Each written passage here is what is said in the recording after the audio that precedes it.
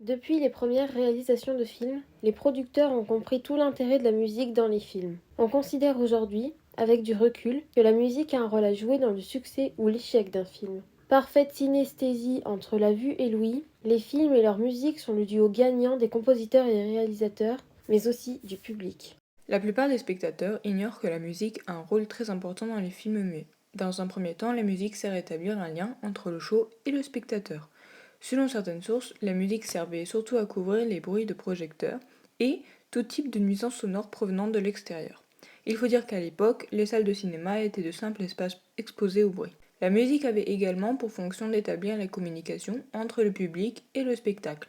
Entre les cris, les applaudissements, les bruits de pas, les sirènes d'incendie, la musique était un outil efficace pour capter l'attention du spectateur. Dans un second temps, la musique sert à donner la vie à l'histoire. À travers leurs arts, les musiciens créaient l'atmosphère requise sur le plateau et servaient de source d'inspiration pour les acteurs et actrices.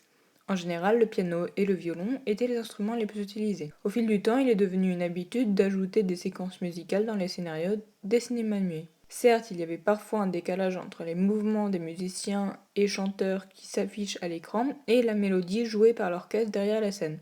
Toutefois, cela donnait une touche de charme importante à l'histoire. Les films muets étaient découpés en plusieurs parties, et pour annoncer chaque nouvel acte, les producteurs se servaient de la musique. Autrement dit, la musique permettait aussi aux spectateurs de bien comprendre l'enchaînement du film.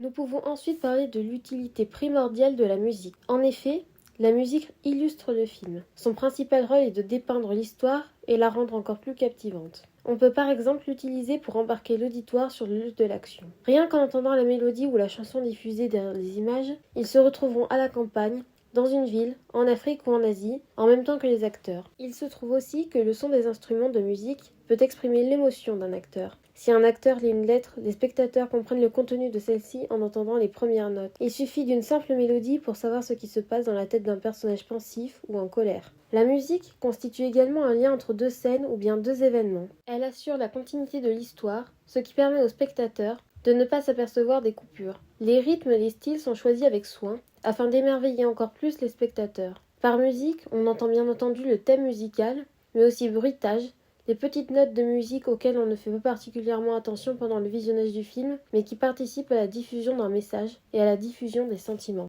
Comme on a pu le voir, l'identité d'un film est aussi forgée par la musique. Par exemple, les films d'horreur se veulent très puissants dans les émotions qu'ils provoquent, et rien de tel qu'un univers musical bien construit pour susciter l'effroi chez le spectateur. Les alternances entre silence et musique contribuent grandement à la réussite d'un film d'horreur. La suspension d'une note, laissant suite à un silence, suffit parfois à provoquer un effet de suspense ou d'attente inconfortable. Et le leitmotiv dans tout ça. Le leitmotiv, motif caractéristique destiné à rappeler dans un ouvrage musical une idée, un sentiment, un état ou un personnage, est une technique régulièrement utilisée pour fonder l'identité d'un film. Cependant, pour répondre à sa mission d'identification, le leitmotiv doit pouvoir être très distinctif. Ainsi, loin de se cantonner à un rôle timide, certains leitmotifs sont devenus cultes ou font l'usage de musique dotée d'une renommée extérieure au film, comme par exemple dans Star Wars ou dans Mission Impossible. Mais l'univers sonore et musical des films ne se repose pas que sur le leitmotiv. En effet, de manière générale, les méchants au cinéma ont souvent un thème musical qui leur est associé. C'est le cas par exemple dans Les Dents de la Mer de Spielberg. On associe souvent un film à une musique, comme c'est le cas dans Titanic, ou les films westerns.